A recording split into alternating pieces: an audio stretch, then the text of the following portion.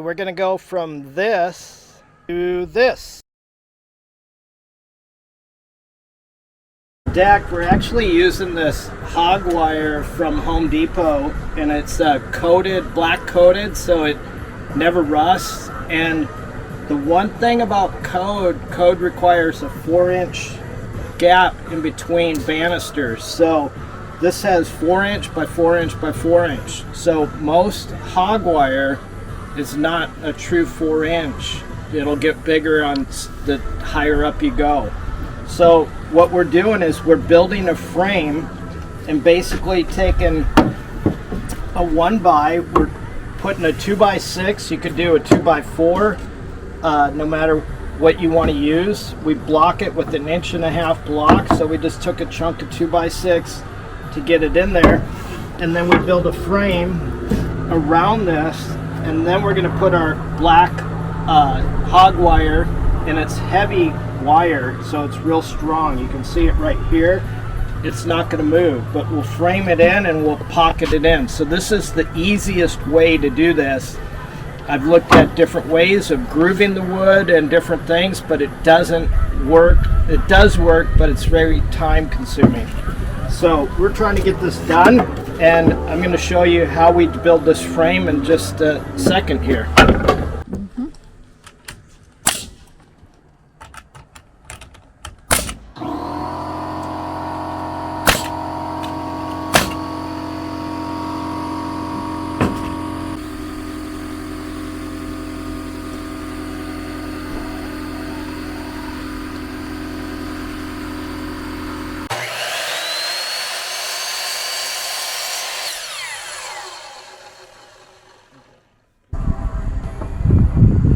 You're not going to be able to see this unless you...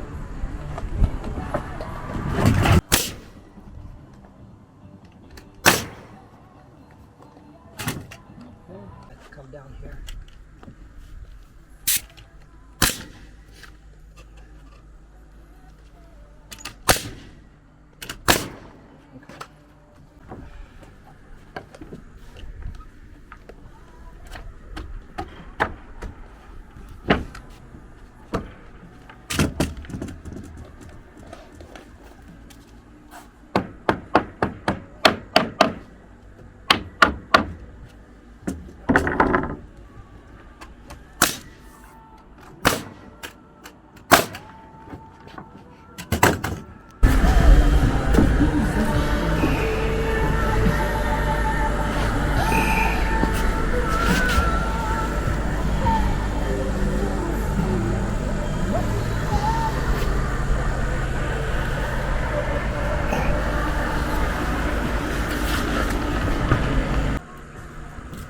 So we're going to measure the inside frame here, and I've got 54 3/4 there, and I just make sure that it's the same.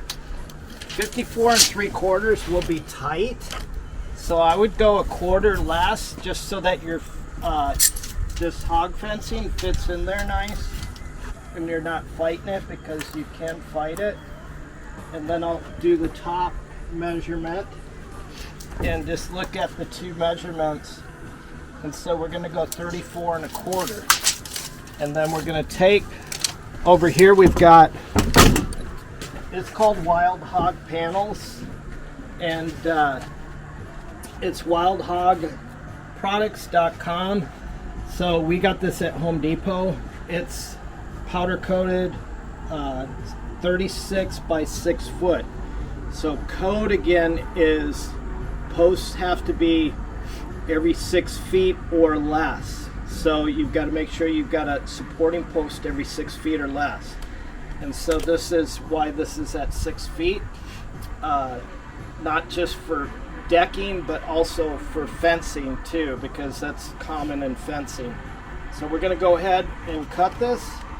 And what I use is my chalk line. So I'll get my measurements, and then I'll snap a chalk line, and then I'm going to use the wire cutters or bolt cutters I actually use to cut this stuff. Mm-hmm.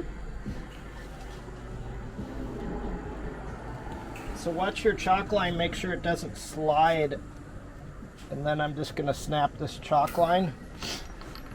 And then that's my width. And then I'm going to take my bolt cutters here. And then we're just going to cut it all the ways down. So I've found that this is the easiest way to cut this stuff. It's solid. You don't want to use weak chicken fencing like some people do. You want to use something solid that your kids can grab onto and hang on it if they need to. There it goes. Timber! So we got this cut. We're going to put it in. Sometimes it'll get a little bit snug fit, but that kind of holds it in. Then we're going to take our top board, put that in, and then we're going to just tack that in with the nails.